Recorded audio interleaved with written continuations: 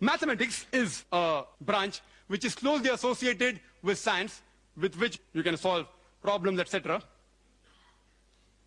There are thousands of contradictions in the Bible. Hundreds deal with mathematics. I'll just touch on few of them. It's mentioned in Ezra chapter number 2, verse number 1, and Nehemiah chapter number 7, verse number 6, the context, that when the people returned from exile from Babylon, when King Nebuchadnezzar of Babylon, when he released the men from Israel, they came back from captivity, and the list of the people are given. The list is given in Ezra chapter number 2, verse number 2 to 63, and Nehemiah chapter number 7, verse number 7 up to 65. The list is given with the names as well as number of people released. In these 60 verses, there are no less than 18 times the name is exactly the same, but the number is different. There are no less than 18 contradictions in less than 60 verses of scriptures.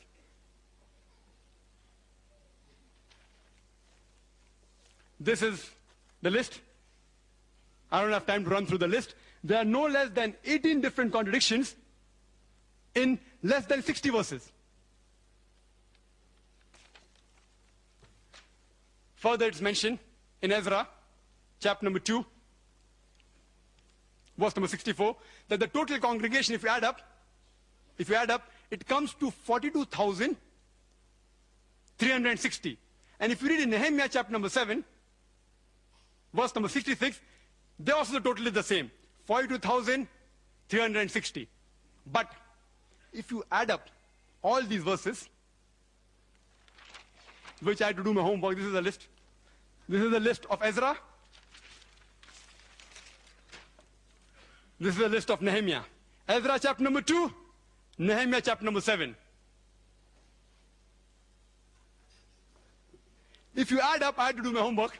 If you add up, in Ezra chapter number 2, it doesn't come to 42,360, it comes to 29,818. And if you add up Nehemiah chapter number 7, even there it doesn't come to 42,360, it comes to 31,089. The author of the Bible, presumed to be Almighty God, does not know simple addition. If you give this problem even to a person who's passed elementary school, he'll be able to get the right answer.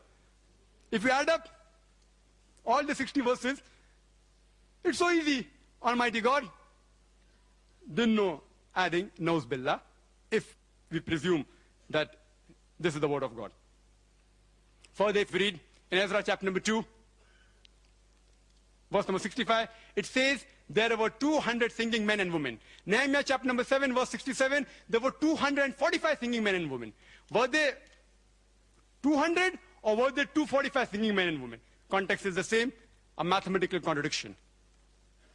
It's mentioned in the 2 Kings, chapter number 24, verse number 8, that Joachim was 18 years old when he began to reign Jerusalem. And he reigned for 3 months and 10 days.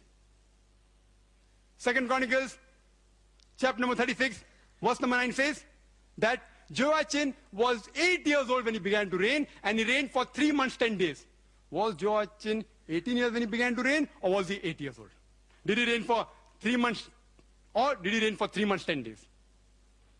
Further, it's mentioned in the 1 Kings, chapter number 7, verse number 26, that in his molten sea, he had 2,000 baths. In 2 Chronicles, chapter number 4, verse number 5, he had 3,000 baths. Did he have 2,000 baths or did he have 3,000 baths? That I leave it upon Dr. William Campbell to decide which is correct. There is a clear-cut mathematical contradiction.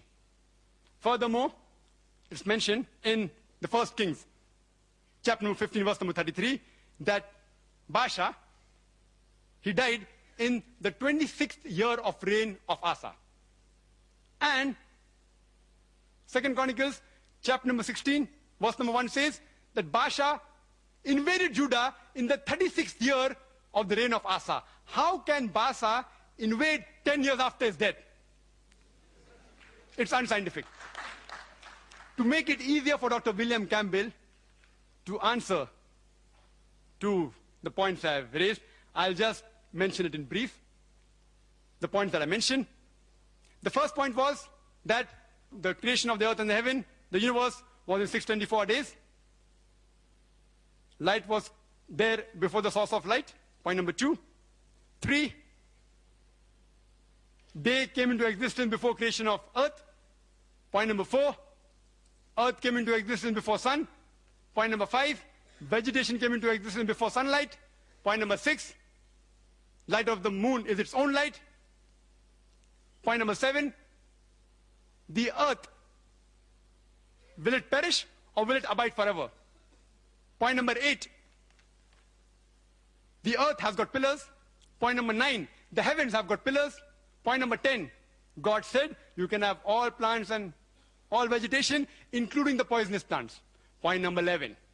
The scientific test, the falsification test of Mark chapter number 16, verse number 17 and 18. Point number 12. A woman remains unclean for double the period if she gives birth to a daughter as compared to a son. Point number 13. Using blood to disinfect the house against plague of leprosy. Point number 14. How do you find out the bitter water test for adultery? Point number 15. 18 different contradictions in less than 60 verses of Ezra chapter 2 and Nehemiah chapter number 7. I didn't count them as 18 different, I've counted them only as one. Point number 16.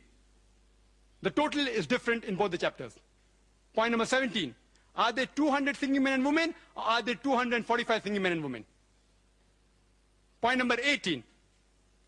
Was Joachim 18 years old, or was he 8 years old when he began to reign? Point number 19. Did he reign for 3 months, or 3 months, 10 days? Point number 20. Did Solomon had 3,000 baths, or 2,000 baths? Point number 21 is that Baasha, how could he invade Judah 10 years after his death? Point number 22 is Almighty God. He said, I put up a rainbow in the sky as a promise to the humankind never to submerge the world again by water. I have listed only 22 out of the hundreds available unscientific points in the Bible, scientific errors, and I request Dr. William Campbell to answer them, and irrespective whether he uses the concordance approach or the conflict approach, as long as he is logical, he will never be able to prove scientifically all these 22 aspects I have told him. We agree in Jesus Christ, peace be upon him. To him was revealed the Injil. This is not the Injil. It may contain part of God, but the other unscientific portion is not the word of God. I would like to end my talk by giving the quotation of the glorious Quran from Surah Baqarah chapter 2 verse 7, which says, فَوَيْلٌ لِلَّذِينَ يَكْتُبُونَ الْكِتَابَ بِأَيْدِيهِمْ ثُمَّ يَقُولُونَ هَذَا مِنْ عِنْدِ اللَّهِ لِيَشْتَرُوا بِهِ ثَمَنًا قَلِيلًا فَوَيْلٌ لَهُم مِّمَّا كَتَبَتْ أَيْدِيهِمْ وَوَيْلٌ لَهُم مِّمَّا يَكْسِبُونَ. Woe to those who write the book with their own hands and then say this is from Allah, to traffic with it for a miserable price.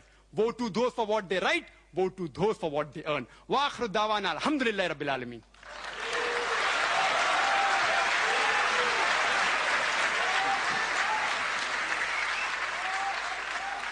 I would request our audience to bear with us and maintain a due decorum for the continuation of the dialogue.